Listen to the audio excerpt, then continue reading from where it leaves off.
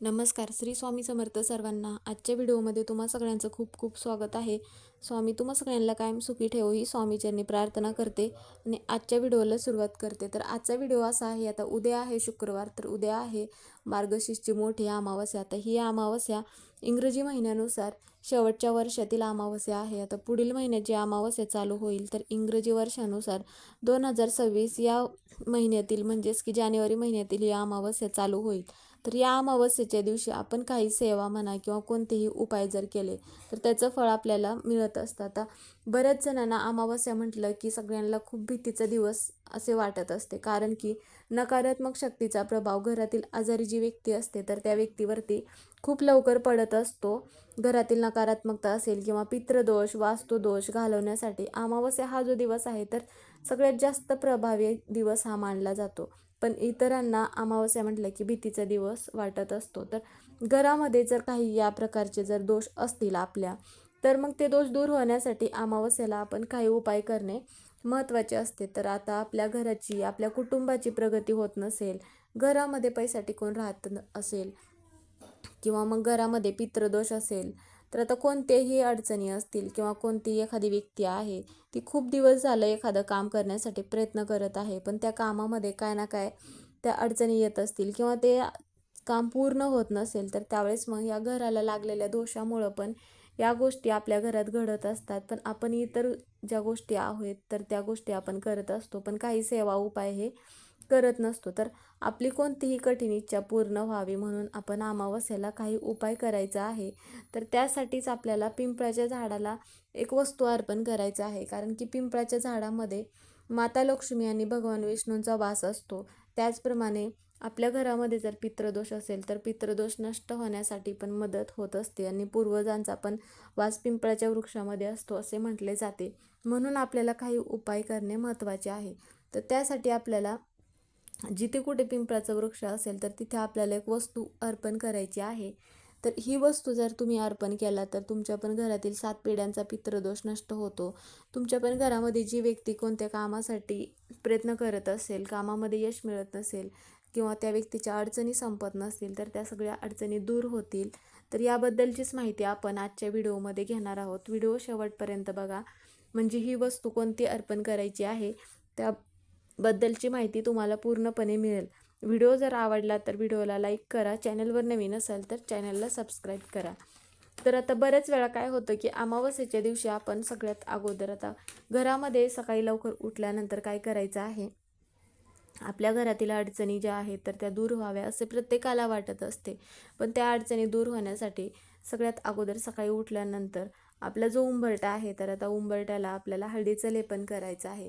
तर घरामध्ये जर पितृदोष असेल किंवा पितरांची आपल्याकडून काही सेवा घडत नसेल, तर त्या व्यक्तीचं कोणतं काम होत नसेल, तर खास त्या व्यक्तीसाठी अंघोळीच्या पाण्यामध्ये चिमूटभर काळे तीळ टाकून मग स्नान करायला सांगायचं आहे, जेणेकरून त्या व्यक्तीतील नकारात्मकता म्हणा किंवा दोष म्हणा दूर होण्यासाठी मदत होईल.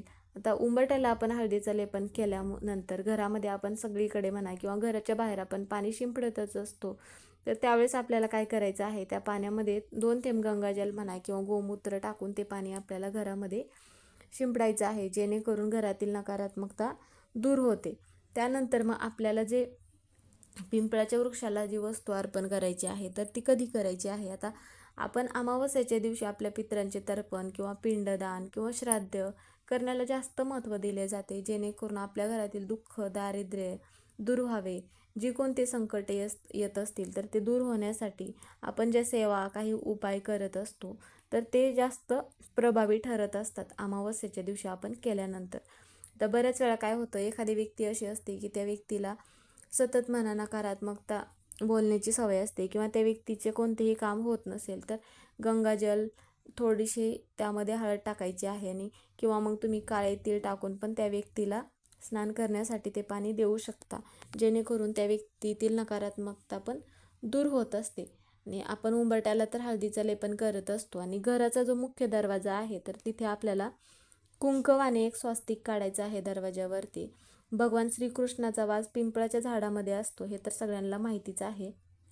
त्याचप्रमाणे माता लक्ष्मीचाही वास पिंपळाच्या वृक्षामध्ये असतो. तर आता ही जी वस्तू आपल्याला अर्पण करायचं आहे तर ती कधी करायचं आहे, तर तुम्ही दिवसभरातून कधीही करू शकता. पण शक्यतो सायंकाळी ज्यावेळेस आपण उपाय करत असतो तर त्याचा प्रभाव लवकर ठरत असतो, म्हणून तुम्ही सायंकाळीच हा उपाय करायचा आहे. तर ती कोणती वस्तू अर्पण करणार आहोत, तर एक तांब्या भरून जल घ्यायचा आहे आणि त्यामध्ये आपल्याला काय करायचं आहे, थोडंसं गंगाजल टाकायचं आहे आणि थोडीशी साखर टाकायची आहे. आणि मग आपल्याला हे जे जल आहे तर जिथे कुठे पिंपळाचा वृक्ष असेल तर तिथे घेऊन जायचं आहे. आता हे जल घेऊन जात असताना त्याचबरोबर आपल्याला इतर पण वस्तू घेऊन जायच्या आहेत. तर त्यामध्ये आपल्याला काय करायचं आहे, एक चौमुखी दिवा बनवायचा आहे कणकेचा. आता जर तुम्हाला कणकेचा दिवा बनवणं नाही शक्य झालं तर तुम्ही एखादी पंती घेऊ शकता आणि त्या पंतीमध्ये आपल्याला काय करायचं आहे, चारही बाजूने वात लावायची आहे आणि असा दिवा न्यायचा आहे. शक्यतो तुम्ही कणकेचा दिवा घ्यायचा आहे. आता ज्यावेळेस आपण कणकेचा दिवा बनवणार असेल त्यावेळेस मग त्या दिव्यामध्ये आपल्याला म्हणजेच की त्या कणकेमध्ये मीठ न टाकता थोडीशी हळद टाकायची आहे आणि असा दिवा आपल्याला बनवायचा आहे. आणि हा दिवा घेऊन आपल्याला तिथे जायचं आहे. तिथे गेल्यानंतर सगळ्यात अगोदर चौमुखी जो दिवा आपण बनवला आहे तर तो दिवा प्रज्वलित करायचा आहे.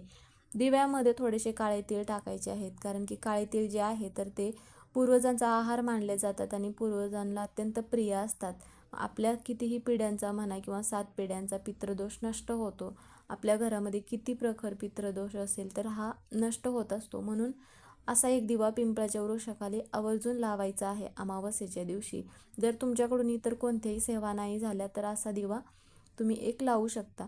त्यानंतर मग दिवा प्रज्वलित केल्यानंतर आपण जे तांब्या भरून जल आणलं आहे तर ते जल आपल्याला पिंपळाच्या वृक्षाला अर्पण करायचं आहे आणि ओम पितृदेवताय नमः असा 11 वेळा मंत्र म्हणायचा आहे. आता जर तुम्हाला तुमच्या पूर्वजांचं नाव माहिती असेल तर तुम्ही मग तुमच्या पूर्वजांचं नाव घेऊन पण स्मरण करू शकता. त्यानंतर मग काय करायचं आहे, त्याचबरोबर आपल्याला जे सप्तधान्य आहे तर ते पण आपण घेऊन जाऊ शकता. जात असताना काय करायचं आहे, आता घरामध्ये आजारी व्यक्ती असेल किंवा पैशाच्या अडचणी असतील तर त्यासाठी मग जे धान्य आहेत त्यामध्ये गहू, तांदूळ, ज्वारी असं 7 धान्य आपल्याला घ्यायचं आहे.